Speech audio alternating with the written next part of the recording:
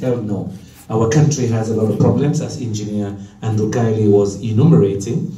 Unless we all come together, it will not advance. It's amongst the 5 poorest countries in the world. As he says, the recent Human Development Index still puts us at the bottom 5. But it's a very wealthy country, very wealthy. And there are some things in West Africa that were started by the British in small Sierra Leone. The first major university was built there. I just learned today a number of training institutions were established in Sierra Leone for all of the colonies in West Africa. We were first among many things. Unfortunately, we're way behind all the other countries that the British Dominion, former dominions, they had. But we're poised to go forward. The good news is our country has demonstrated now in 3 instances that we can have a peaceful transfer of power. You know of our conflict background, that we've had conflict for 11 years. We've shaken that off now. We've had 3 peaceful transfers of power, which begins to show that democracy is beginning to take shape. But we have a long way to go. A long way to go on human rights, respect for the rule of law, but more importantly, something that Engineer Keili touched on, empowering local governments. We talk about it. We talk about devolution. So we write it down in the terms of reference, but then we hold the money back. And of course, that is a way to say you come back to central government if you want to move forward. This initiative today begins to send another message, that our own nationals living in communities can begin to help us understand how to empower local governments. And so I want to take this opportunity on behalf of those from Gambia to say that we really welcome this linkage and would love to do a twinning. The good news is my political party is the party that has the council of Gambia. The chairman, 14 out of the 18 members are all from our political party. 4 out of the 6 members of parliament are from our political party. So we want to move this twinning process, this linkage process forward. But one of the immediate asks that I have is that we would love to send our chairman and 1 councillor and a member of parliament here so that they understand how to manage a local government. As I say, they have all the powers written down, but they don't have the resources and the management skills. In fact, all our members of the council are new, brand new. This is a location that has been held by one party for a long time, almost over a decade. So we as a new political party came in. In some of the locations we won MP seats, those seats have been in one party for 57 years. But it shows that young people can do things different.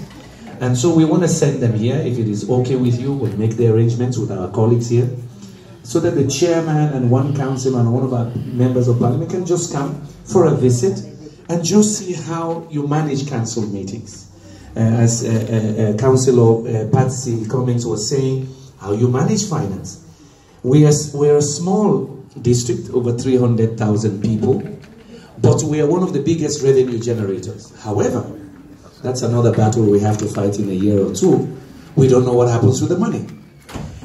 We have the largest international market in the country that meets once a month, and we have people from 5 African countries coming there in a market once a month. So we're asking, well, if all of these people are coming and they're paying something at the toll, what is staying in the local government? We don't know. We also happen to be a major transshipment area. So a lot of we're a poor country, but a lot of the rice we produce, we're one of the largest rice producers in the country, also goes across the border to the neighboring country, because the prices are right. Second, we are amongst the top 5 fishing grounds in the country. And most of our population depend on fish for their protein source. But because we've had a ban on export of fish from Sierra Leone, because we've not met EU phytosanitary standards, the fish is also smuggled across. But again, meaning that we could be one of the richest in the country, because we're a major gateway to Guinea and 5 other countries that come to shop in our locality. We are one of the biggest rice producers, one of the biggest fishing grounds. We should be very wealthy. So again, I want to commend my country people here who have put this together, that this is a good training ground for even me as an MP. So let me talk about myself a little bit. Andrew and I, we've been the mavericks of Sierra Leonean politics. We dared to say no to tradition. We left the party of our fathers and formed a new party 5 months before an election. And we thought we were geniuses. We then found out that we are not good politicians. We're not good politicians because in our country, politicians are not supposed to speak their mind. But our platform was one of morality and rule of law and believing in what you say.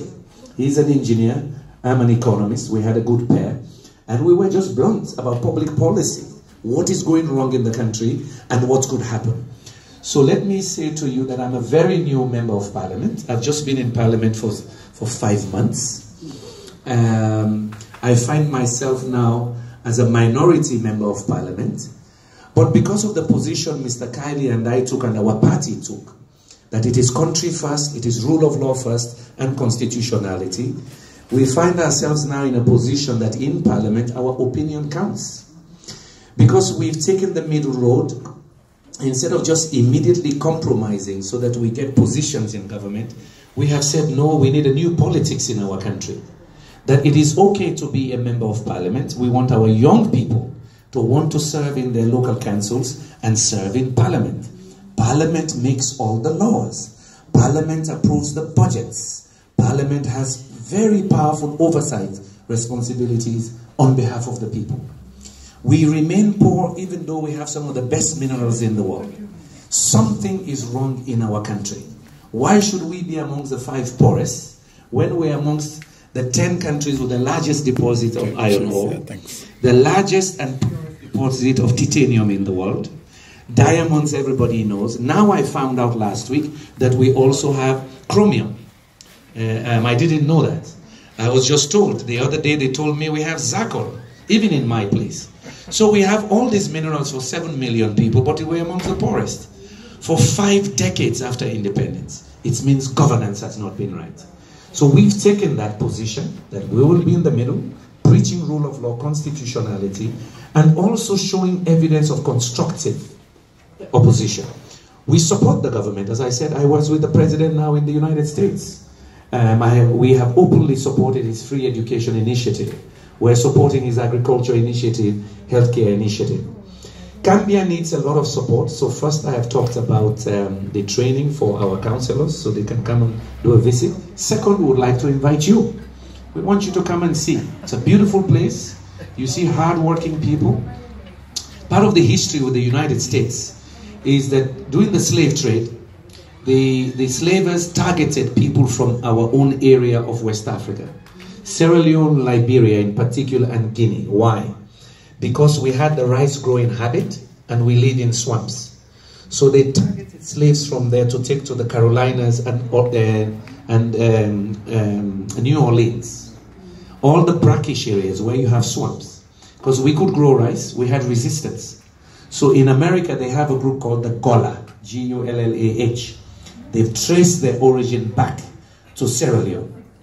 So I say this to you just to say we have that tie, that we are hardworking people. Even in the slave trade, we were targeted because we're hardworking and we're resistant. However, today we are amongst the poorest in the country, Gambia. We have unfortunately, we have the highest birth rate. This we just found out a few months ago from the United Nations, that the birth rate in Gambia is the highest. We have the lowest use of contraception, the worst family planning, and of course we have the problem of girl-child marriage. We're very Islamic, so they give kids to marriage by 12, 13. But part of it is because of the poverty. They send them off into marriage. We want our women to be educated. That's a big problem. The other one is education. Of course, with so many kids, it means our educational outcome statistics are very bad. But we are entrepreneurial, and I noticed that the initiative they're launching also includes entrepreneurship. We believe we can partner with you here in many ways.